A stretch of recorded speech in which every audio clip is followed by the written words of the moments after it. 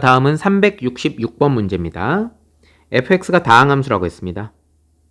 x가 마이너스 1에 가까이 간대요. 분모 0이네요. 어딘가에 수렴했죠? 그럼 묻지도 말고 따지도 말고 분자도 0이어야 돼요. 분자 f, x가 마이너스 1로 가는 거니까 f-1은 0입니다. 다음 x가 1로 가요. 분모가 0 되네요. 어딘가에 수렴하죠? 역시 묻지도 말고 따지도 말고 분자도 0이 돼야 돼요. f1은 0이 돼야 되겠죠. fx 다항함수라 했는데 f-1이 0이라는 얘기는 fx는 반드시 x 플러스 1이라는 인수를 갖는다는 얘기고, 그리고 f1이 0이라는 얘기는 x 마이너스 1이라는 인수를 갖는다는 얘기고, fx가 2차 함수란 말은 없어요. 다항함수라고 그랬잖아요. 그럼 뭔가 요거 말고 더 붙을 수도 있어요. 그 녀석을 뭐 kx 이렇게 얘기해 봅시다. 자, 그럼 이걸 이제 식에다가 넣어 볼 거예요.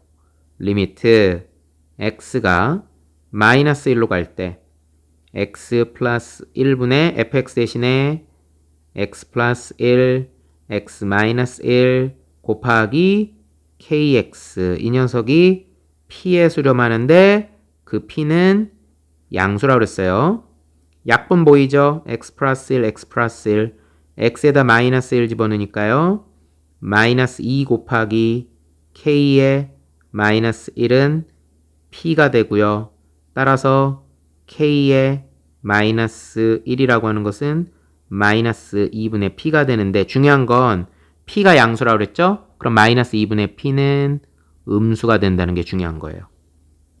다음 리미트 x가 1로 갈 때 1-x분의 fx 자리에 x 플러스 1, x 마이너스 1 곱하기 kx를 넣었더니 q에 수렴하는데 그 q가 음수라고 했어요. 약분이 보이긴 하는데 1-x하고 x-1이니까 마이너스 1 하나는 남아야 되겠죠? x가 1로 가면 마이너스 2 곱하기 k의 1이죠. 이 녀석이 q. 그럼 k1은 마이너스 2분의 q죠. 그런데 q가 음수라고 했으니까 마이너스 2분의 q는 양수가 될 것 같아요. 자, 그렇다면 우리는 다항함수 kx에 주목하는 겁니다. 다항함수 kx에 주목하는 거예요. 자, 그렇다면 보세요. kx가 마이너스 1일 때는 음수였다가 1일 때는 양수래요. 그럼 kx도 다항함수니까 연속이겠죠. 그럼 마이너스 1과 1 사이에 적어도 하나의 실근이 존재할 수 있을 것 같아요. 아하, 여기서 마이너스 1과 1 사이에 실근이 적어도 한 개는 존재한다는 이야기가 되겠죠. 자, 문제에서 뭐라 그랬어요? fx는 제로에 실근은 적어도 몇 개겠느냐? 일단 인수분해했으니까 마이너스 1이라는 근이 하나 있죠. 1이라는 근이 하나 있죠. 그리고 마지막으로 마이너스 1과 1 사이에 적어도 하나의 실근이 있죠. 그러니까 fx는 제로에 fx는 제로는 적어도 몇 개의 실근을 갖느냐? 3개라고 답을 써야 되는 겁니다. 문제는 fx를 다항함수라고 얘기했지 2차 함수라고 고정시켜주지 않았어요. 그러니까 이 두 가지 조건만 보고는 아이쿠나 하고서는 2개라고 떨렁 답을 써버리게 되면 오답이 나게 되겠습니다. 366번 조금 까다로운 문제예요. 눈여겨서 복습하세요. 368번 굉장히 쉬운 문제예요. 다음 그림과 같이 호수에서 수지가 P 지점을 출발한대요. 여기를 P라고 합시다. 그리고 한 바퀴 돌면서 수온을 측정하였더니 수온이 가장 낮은 지점이 여기 A라고 할게요. 6도씨래요. 6도씨. 그리고 가장 높은 지점은 여기래요. B 지점이래요. 15도씨래요. 그래서 이렇게 한 바퀴 지금 돌고 있어요. 그리고 P 지점은 수온이 10도씨였어요. 그렇다면 수온이 12도씨인 지점은 적어도 몇 군데 있어야 되겠느냐? 자, 생각을 해봅시다. 굉장히 간단해요.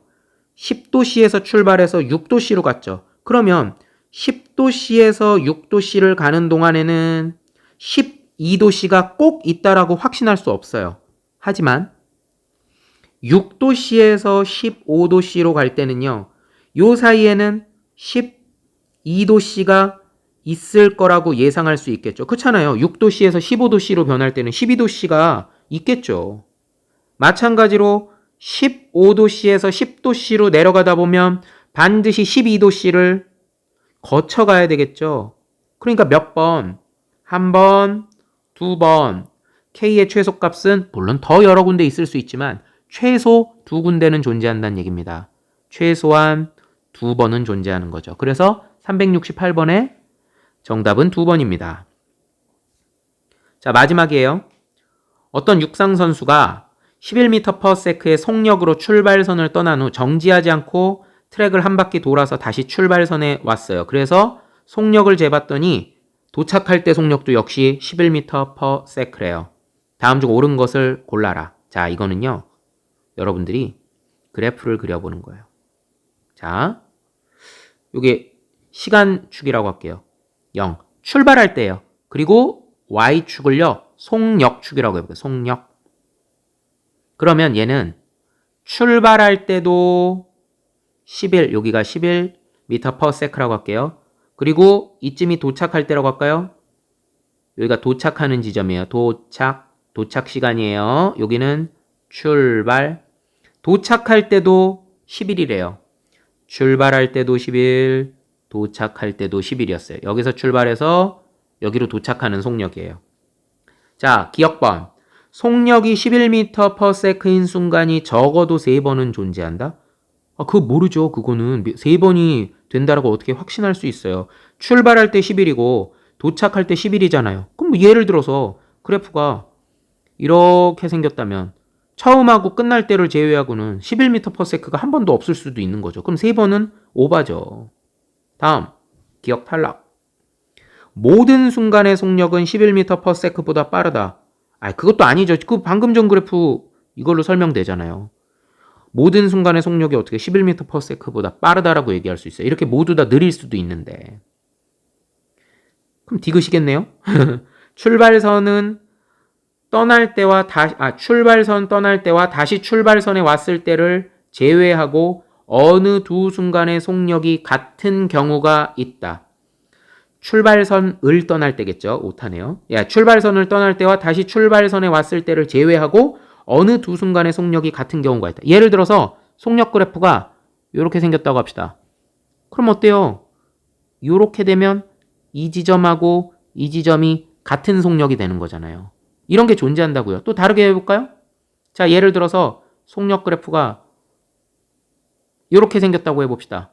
그럼 당연히 이렇게 되면 이 지점하고 이 지점도 같은 속력이겠죠. 심지어 이렇게 되면 4번이나 같은 속력이 될 수도 있겠죠. 그러니까 속력이 두 순간의 속력이 같은 경우가 있다라고 말할 수 있습니다. 출발선은 떠날 때와 다시 출발선에 왔을 때를 제외하고 어느 두 순간의 속력이 같은 경우는 존재하는 겁니다. 따라서 디귿번 동그라미 되겠습니다.